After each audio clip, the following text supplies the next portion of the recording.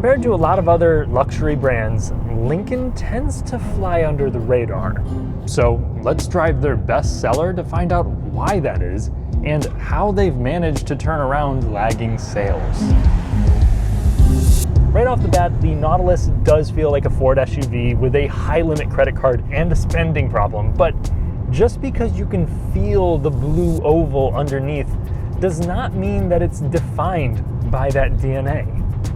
For $60,000, you are going to get a good amount of amenities and comfort, but at over 80 grand for a top trim hybrid like this, I have a few reservations. The Nautilus cares more about the design and the feature set than outright quality.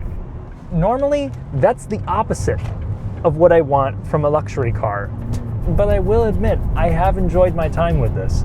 Let me explain why. Briefly, if you enjoy fun, detailed car content, consider subscribing and hitting the notification bell. If we can hit 100,000 subs before 2026, I'll make another special series of your choosing. Thank you. For 2026, we do see some new color combos, but there's also an updated version of Ford's BlueCruise. I think to a lot of people, this feature might be a key selling point. So it is a very refined hands-free cruise control. When the conditions are clear and you're on an approved highway, this will tackle everything from traffic jams to high-speed cruising. And for 2026, the new hardware does allow it to actually pass slower traffic, something that, Tesla has been able to do for a while, but it's good to see Ford continuously improving it. And what's even better is that this is not an optional extra. A lot of other brands make you pay a considerable amount more for true hands-free driving. This, even at that mid $50,000 starting point, comes with it standard. You're also going to find a 2-liter EcoBoost under the hood of every single Nautilus. With internal combustion only, you'll find the widely used 8-speed automatic. 250 horsepower is sufficient for a vehicle of this size. Though when we're looking at the fully loaded versions of this, I think it is a letdown. What I have here is the available hybrid.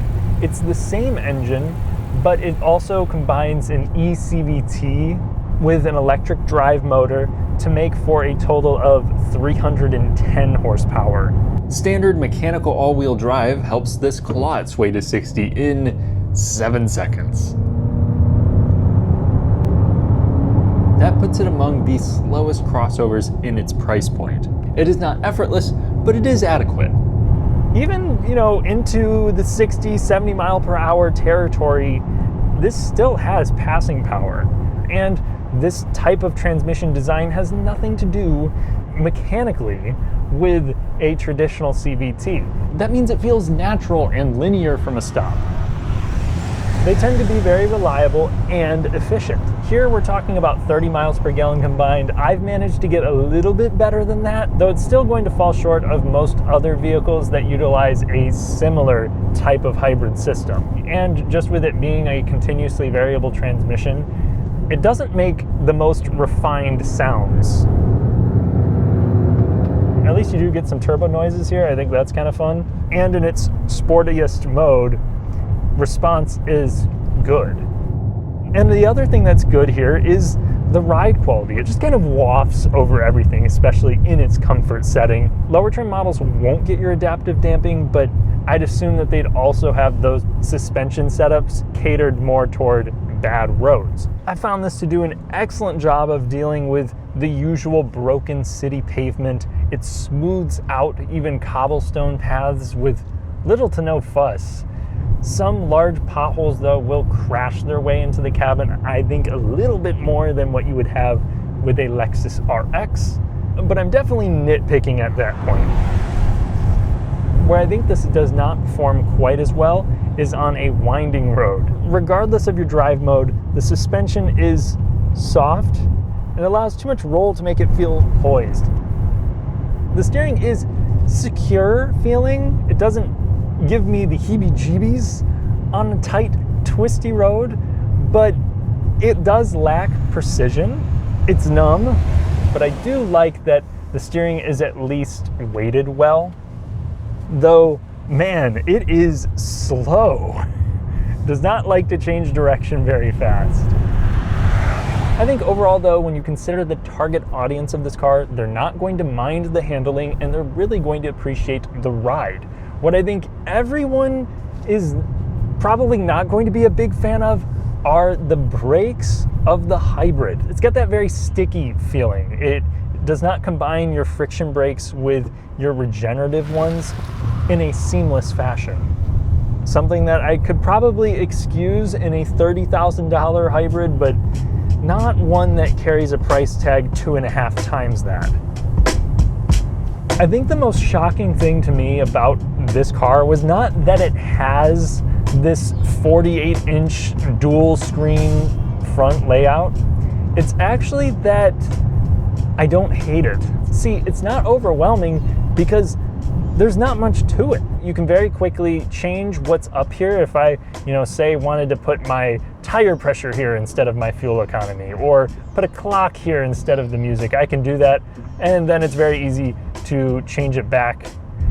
This whole thing is just like a very blown up digital gauge cluster. That's really all it is. I might prefer the more traditional layout, just give me the digital gauge cluster and a head-up display, I'm good. But this approach makes sense given the vibes they were going for. What I find particularly interesting here is how distinct the interior design is and how understated the exterior is.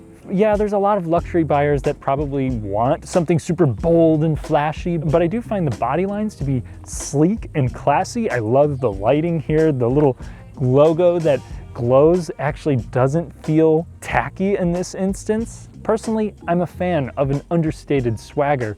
Let me know what you guys think. My only qualm with the style is the boring choice of colors inside and out.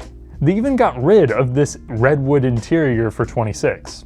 Lincoln, if you are listening, I like a lot of the little features here, but not all of it needs a special name. For instance, Lincoln Embrace might sound like an HR violation, but all it is proximity entry with added lighting. Instead of a fancy label, I wish they gave us a better exterior lock button. It's not placed intuitively and it doesn't work half the time either. On the inside, there is an impressive array of ambient lighting. It's not the first to do it, but I really like the stuff that's on the door panel, and it even lights up red if you open your door. That's going to be standard. Most Nautiluses will have heated and ventilated seats, a giant panoramic sunroof, and the same infotainment and screen setup. There's not a dumbed down version that looks worse. Kudos to Lincoln for also using an Android-based infotainment system. I do find it to be snappy once the vehicle is warmed up. I think it's also pretty intuitive and easy to understand. I think the climate controls are also simple. If you want to pull up basically all of your options, you have them here. You have fan speed always available. You have your ventilated seats right here. It's all about as easy to interact with as you can make a touchscreen. I think that it's still going to be inferior though to some good physical input. So I hope Lincoln implements a few of them in the future to really button up this cabin. Now, if you load one of these up, you will get these pretty comfortable, extremely adjustable seats. They even have individual thigh extensions, which I just find to be such an odd detail that is certainly nice to have on a highway journey. They're also massaging because, of course, why wouldn't they be? And the bolsters can even be snugged up or loosened. If you're the driveway decompression type, Lincoln has a thoughtful gimmick for you that kicks the seat back and displays nature while giving you a noisy torso and leg massage. I also want to compliment the sound system. Of course, Lincoln is going to ship me out the one with the 28 speaker setup. It can get loud without distorting much. It's punchy. The surround sound is good, and with this fully loaded spec, I do think this wood accenting with the contrast stitching and the metal speaker grills, it does look very luxurious until you look closer. See, they cost cut in different areas, like the doors. They are an electronic release. I like that you can just kind of half press on them, and it'll open, or full press for the manual release, but they feel like they're out of an F-150. The cubbies here, everything will slide around and make as much noise as possible. It's just this really chintzy plastic, and you're gonna find that kind of everywhere that's below waist level. That's not super offensive. I mean, a lot of luxury brands do use hard touch plastics in the areas that you're not going to be touching all of the time, but there is also creaking noises, especially when you first hop in the vehicle or you're driving it around on torn up streets. The seat bottom extensions are flimsy. Build construction is not up to the level of Audi or Lexus, and the car itself forgets that it's not a Ford sometimes. See, this would normally make a very fancy chime if you open the door. However, there was a time where I left the car for a few days and came back to it, and there it made a very familiar sound that took me straight back to my childhood. One of the big pros to this is the versatility. So hopping into the back seat behind myself at 6'3", I have plenty of space. I mean, huge amount of space. I also have 2 USB-C ports down here. I even have an outlet. I can recline my seat like an inch. I wouldn't have any issue sitting back here for a road trip. Now moving into the cargo area, I think this is where we see more Ford. Not that you're judging a trunk by its materials, but this is all just that really cheap plastic. It feels like it's a Ford Edge.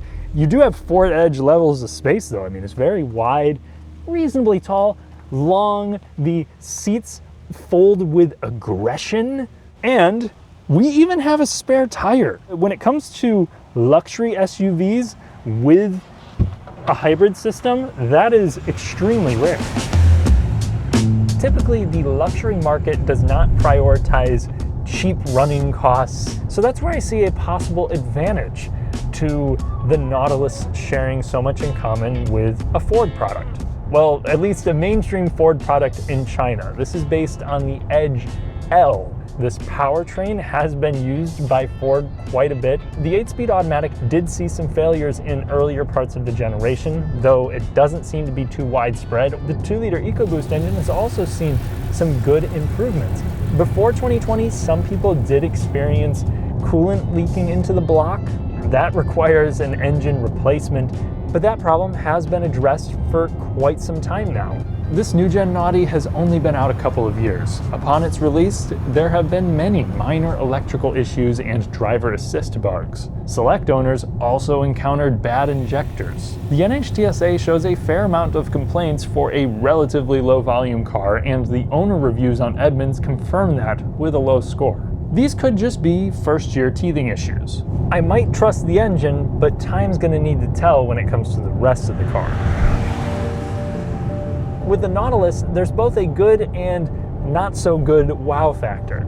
At first, there's a lot of ooh when you see, the giant screen layout, the vibey ambient lighting, the really funky looking yet comfortable seats, and the hands-free cruise. But then there's the when you realize the powertrain that you're getting here at $70,000+ and the quality as well. For this kind of money, it needs to be a thoroughbred luxury SUV, but looking at the lower spec model, I think you are getting a good premium and practical car for your money.